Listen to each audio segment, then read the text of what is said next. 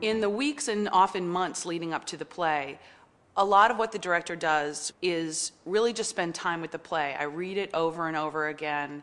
I listen to how it is unfolding in the movie in my head, and I start taking those images and those ideas and translating them into what could literally be done on stage. Then I start working with the designers, particularly the set designer, to create the world of the play. First week, it's just kind of getting to know one another. Part of a rehearsal process is getting comfortable with your cast members, certainly, but also with your director, and kind of getting on the same page with respect to language and vision, and just getting it on its feet and stumbling through. The actors walk around on a taped out version of the set on the floor with fake furniture, and we start feeling our way through the physical life of the play. And from there, we keep honing and going through each scene.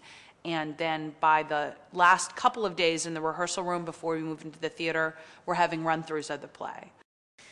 I think that the role of the director is to envision the play and then make it manifest. I mean, I think they have to do it all the way from paper, from script. They have to be able to see what it should be and then be open to all those other people that are their collaborators. The role of the director is to make us good, to make us look good. Actually, it's a really difficult play in terms of its entire tonality, the way it works, the way it drives emotionally. There's no way an actor would know if something was coming across a certain way. You would need that director to guide that sensibility. And of course, that would be shaping the entire piece. If you just pull yourself away from him by a step, Okay. so that you're like, no, I'm performing even more now. Okay. Just after the first comment, you say, Linda, sit down, and then you say, oh, the French love to stare. Just take a step down to perform for these French people. These French people are Yeah. here, and here too. Can we use these guys here? Okay, Totally. okay, Lisa. Take another little piece of my heart now, baby. Linda, sit down. Let him stare.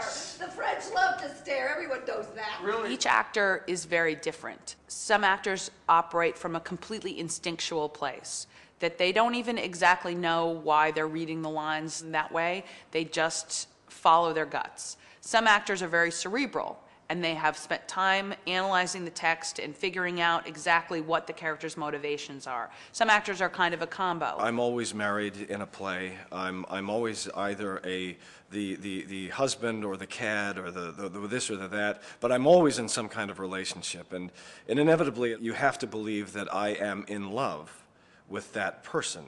And that's always the most difficult thing, because that's a chemistry thing, that's fate. In this case, what was great was coming in and meeting the two actresses that I'm supposed to be involved with, and knowing full well that I could work with them. We can do this, we can make this work, we can make it look really good. And that's a good thing, because sometimes it doesn't work out that way. And then you're really acting. They've called my bluff. One applies to these writers' colonies claiming a desperate need for time to write, time to be alone, untethered from the world's random, rampant noise. God, the thought of that!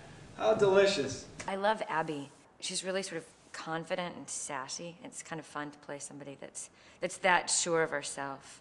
It's nice. Do people use you What? to get to your wife? Her book is so remarkable. It grabbed me from page 1. His name was Simon. He was from Soweto. He invited me to a party. She'd be honored that you're quoting her. And so lovely. So poised and articulate, her face plastered hither and yon. The flavor of the month, she would say. No. She's the real deal. Well, when I first read fiction, what was the relationship between the husband and wife, and the potholes that their 20-year marriage hit, and how they recover. The major thing is Tracy's smart. That's the most important thing. On top of the intelligence, you've got the ability to understand actors' demeanors, actors' approaches, actors' rhythms, and not waste any time lecturing or not wasting any time with ego. You know, do you want to go back to your stand-up, Abby? I can't Okay. deal with it. Yes, sure. And it would be better if it was like kind of right in this middle plane, so that you're not kind of right at the curtain, you're just a step down from the curtain. Okay. Just getting to the story, getting to the story, getting to the story saves a lot of time. It earns a lot of trust. I like how open Tracy is. It really does feel like a collaboration. Not that she doesn't have strong opinions about certain things and how they should happen. And when she kind of makes a discovery, she'll say, yeah, that, and not this. But she allows for kind of an openness. Well, this is the last day that we're in this rehearsal room. And I think we're at a place where we're now ready to move out of here and follow Tracy into the theater, into the space, watch her work, and put all the pieces together. That to me is, it's an exciting time, and I'm looking forward to it, because I know we're all kind of waiting for all the design elements to get together. I loved this play when I read it. I love the play the 30th time I read it.